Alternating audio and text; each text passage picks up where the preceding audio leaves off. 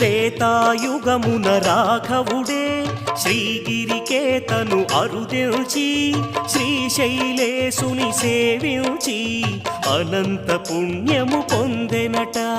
శ్రీశైలం శివతేజమయం శ్రీమల్లేశుని శుభనిలయం భువి కైలాసం శ్రీశైలం మహిమాన్వితము ఆ క్షేత్రం.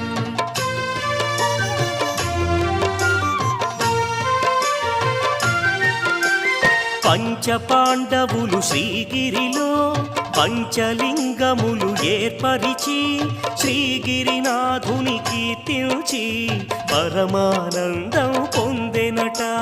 శ్రీశైలం శివతేజమయం శ్రీమల్లేశుని